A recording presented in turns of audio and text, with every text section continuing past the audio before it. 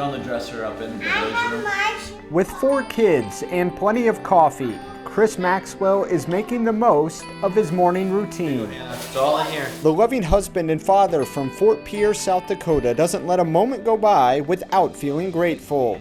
As you can see, on the Missouri River here, a pretty beautiful place to be. Getting back to my life and being able to play with our kids and go hike and explore together as a family. Chris cherishes family time, whether it's driving a packed car or playing pickup basketball, all while running a successful business. We do a fundraising thing every year. That's because he and his wife Molly and their family know firsthand how easily it can all slip away and just what it takes to get it back. Really strange feeling of the wind hitting my pant leg on a February day, and it felt like somebody had splashed cold water on my leg. It just was kind of the final straw of some things aren't adding up here. That feeling of being a bit off started in February of 2019. Chris went to the doctor, and after some tests, he feared the worst.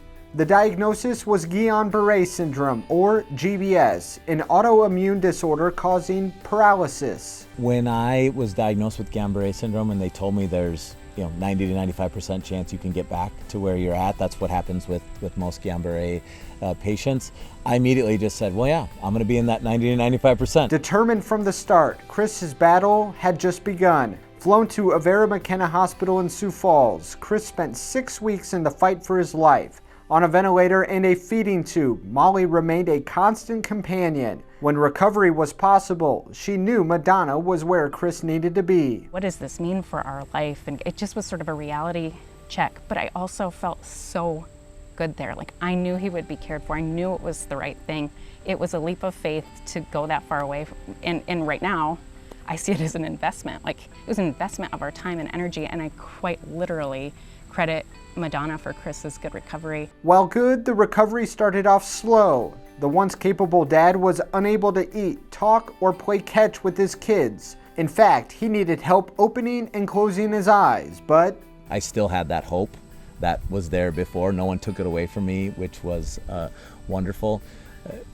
But it was a lot of baby steps. It was a total rebirth. 10 weeks later, Chris transitioned from Madonna's specialty hospital to Madonna's rehabilitation hospital, where therapists introduced specialized technology, including work on the local mat and the FES bike, all designed to build back leg strength and stamina. Aquatic therapy restored his confidence in being able to one day walk on his own. Never losing hope, Chris developed strong ties to his care team, who tapped into his interests, hobbies, and family milestones.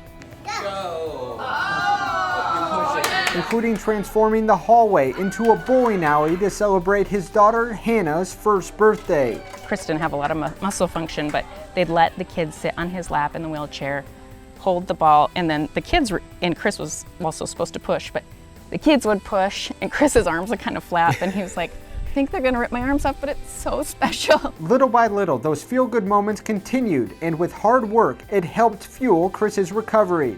2 years later, he returned to the capital city to run a victory lap by completing the Lincoln Half Marathon. So good to see you guys. Now, a Gold Award winner, he's back to running his business, helping his community, and being a full-time dad. All of this with a new perspective, with the same positivity. I always kept that dream of it and didn't have that hope taken away, and it meant everything. It meant making this possible.